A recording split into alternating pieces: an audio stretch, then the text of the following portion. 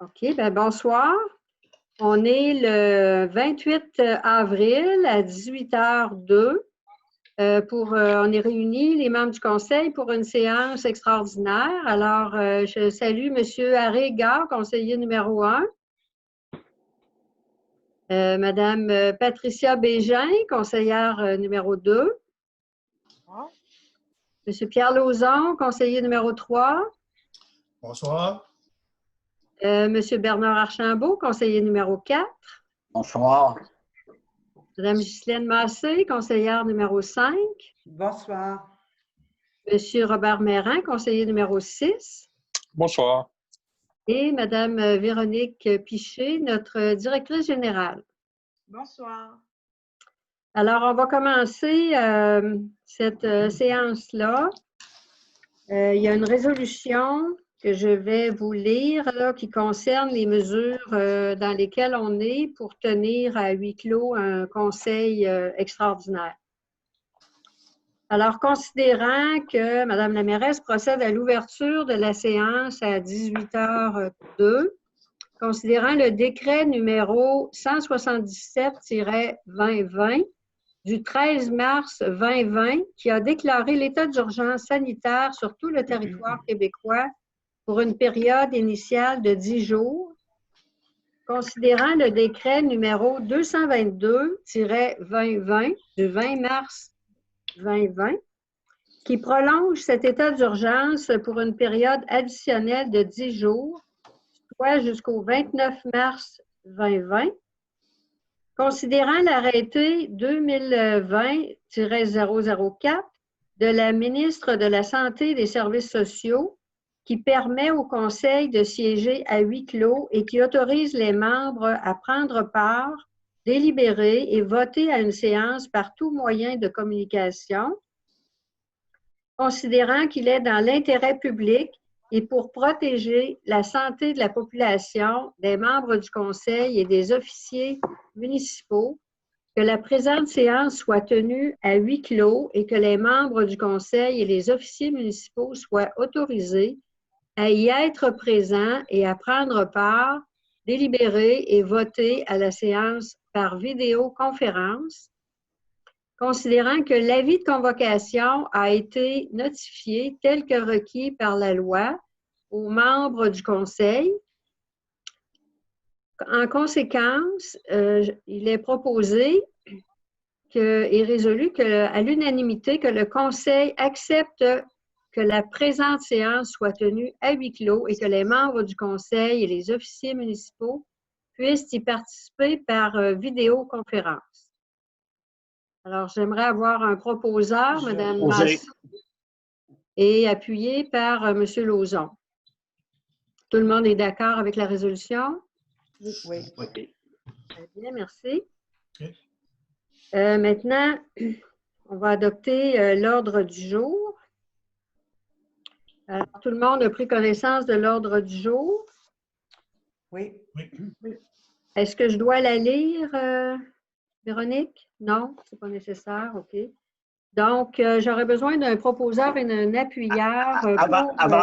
Avant ça, juste pour dire, l'ordre du jour, le point 27 pour le Louis-Roy, le PIA, il ne s'applique pas. Parce qu'il est dans zone 10. Il n'est pas dans zone 9, il est dans zone 10. On a tous les papiers là-dessus. Oui, Bernard a raison, c'est la zone 10. Bon, donc, qu'est-ce qu'on fait? On le retire de l'ordre du jour? Bien, il n'y a pas d'implication en tant que telle, c'est juste dans le fond, c'est qu'on ne peut pas, on écrit dans le projet de résolution comme quoi qu'il doit se conformer à ci et à ça, puis je pense qu'il est déjà accepté par la commission d'urbanisme, par le comité. Oui. Robert, ton micro, s'il te plaît. Oui, juste préciser que le projet est accepté tel quel, là, vu que c'est dans le quartier du nouveau développement. Donc, il n'y avait aucune modification qui a été demandée au projet.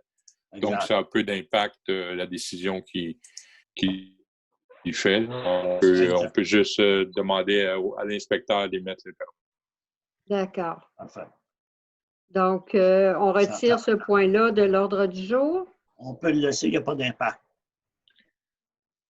Ben, Il y a si on le juste laisse, que, oui, dans le fond, on devrait le retirer on parce devrait que, le retirer parce que Oui. sinon, on va devoir passer une résolution oui, qui n'est pas nécessaire.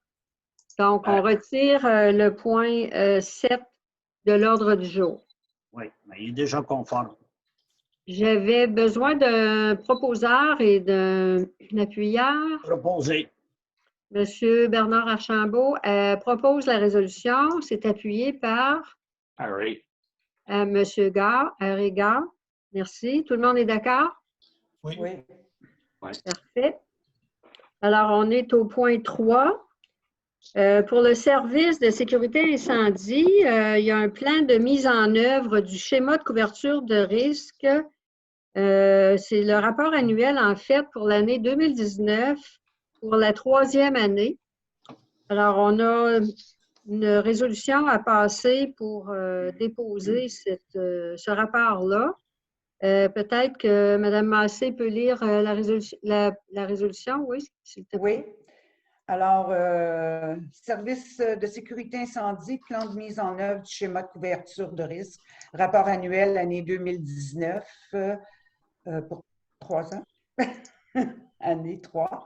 Résolution numéro 2020-04- Considérant l'article 35 de la loi sur la sécurité incendie prévoit que toute autorité locale chargée de l'application de mesures prévues à un schéma de couverture de risque doit adopter par résolution et transmettre au ministre, dans les 3 mois de la fin de leur année financière, un rapport d'activité pour l'exercice précédent et leur projet pour la nouvelle année en matière de sécurité incendie. Considérant que le conseil municipal a pris connaissance du plan de mise en œuvre pour l'année 2019, en conséquence, je propose, il est résolu à l'unanimité, d'adopter le plan de mise en œuvre de la municipalité pour l'année 2010, lequel est joint à la présente résolution partie intégrante. Alors, j'aurais besoin d'un appuyeur. Madame Bégin, Patricia appuie la résolution. Est-ce que tout le monde est d'accord? Oui. Oui. Oui. Parfait, merci.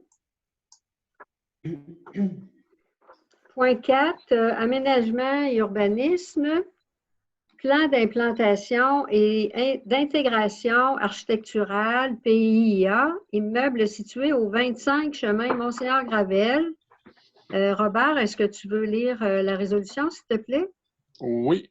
Considérant que les membres du comité consultatif d'urbanisme ont pris connaissance de la demande présentée par le propriétaire et d'autres documents en lien avec l'agrandissement en arrière du bâtiment principal, considérant que le bâtiment principal est situé dans une zone patrimoniale selon l'article 3.1 du règlement sur les PIA, considérant que dans le cadre de ces PIA, les travaux d'agrandissement doivent, entre autres, atteindre les objectifs suivants: protéger les caractéristiques architecturales de nature patrimoniale des bâtiments existants, intégrer harmonieusement les travaux projetés aux caractéristiques architecturales et d'implantation des autres bâtiments du secteur.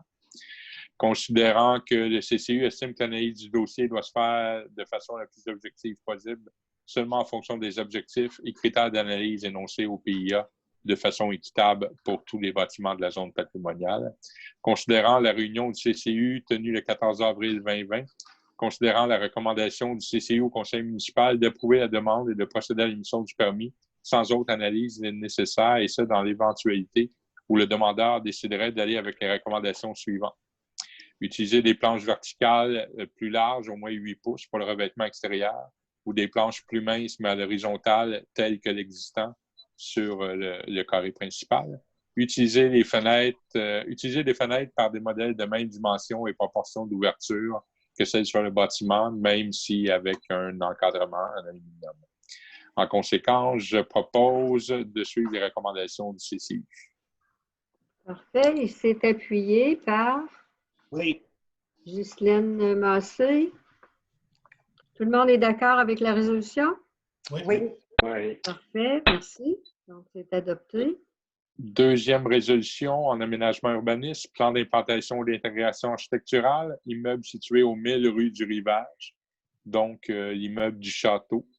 Considérant que les membres du comité consultatif d'urbanisme ont pris connaissance de la demande présentée par le propriétaire et d'autres documents en lien avec renforcement et le remplacement des éléments de la galerie en bois, poteaux, garde de corps, plancher, et ce, à l'identique.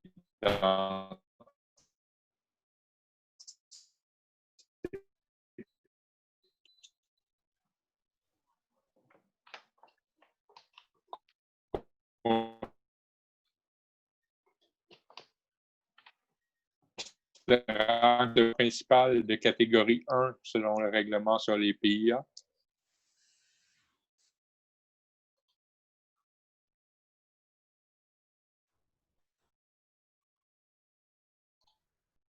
Il y a juste enlevé Bon, on va attendre un petit peu.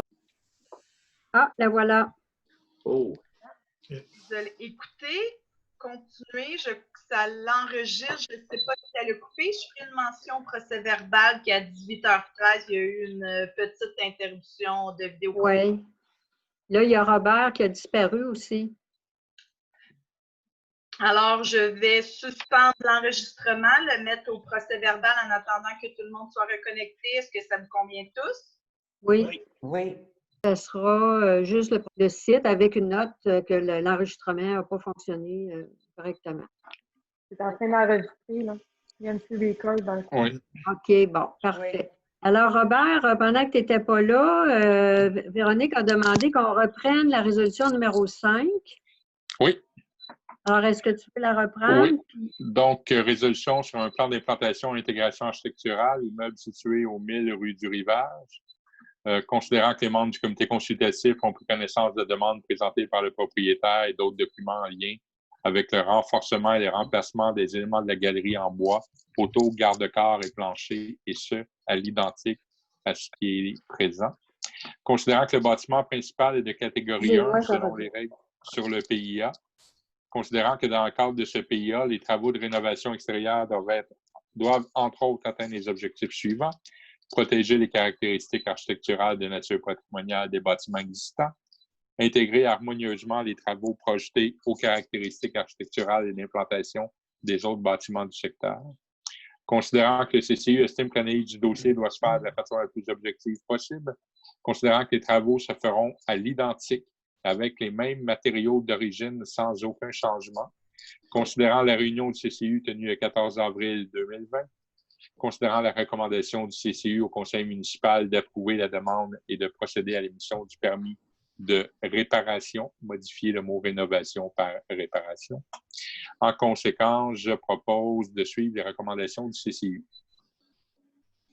Très bien. C'est appuyé par Oui. M. Archambault. Tout le monde est d'accord avec la résolution? Oui. Parfait. On passe au point 6. Oui, plan d'implantation et d'intégration architecturale, immeuble situé au 912 rue du Rivage.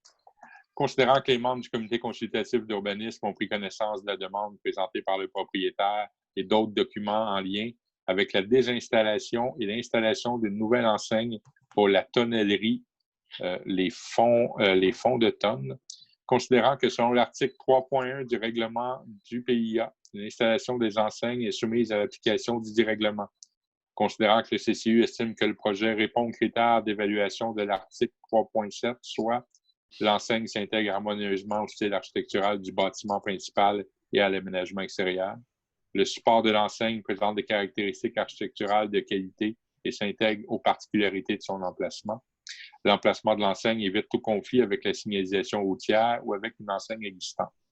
Considérant que le CCU estime donc que le projet respecte les objectifs de l'article 3.6, soit favoriser l'implantation d'enseignes respectant le style architectural du bâtiment principal et améliorer la qualité du paysage visuel de la municipalité. Considérant la réunion du CCU tenue le 14 avril 2020, considérant la recommandation du CCU au conseil municipal d'approuver la demande et de procéder à l'émission du permis. En conséquence, je propose de suivre les recommandations du CCU. Et c'est appuyé par Mme Massé. Tout le monde est d'accord avec la résolution? Oui. Parfait, merci beaucoup. Point 7. Non, ça a été retiré. Excusez. Je n'ai pas eu la chance de vérifier. Là. On est vraiment juste certain qu'il n'est pas dans le PIA. Monsieur... Regarde l'article qui nous est soumis.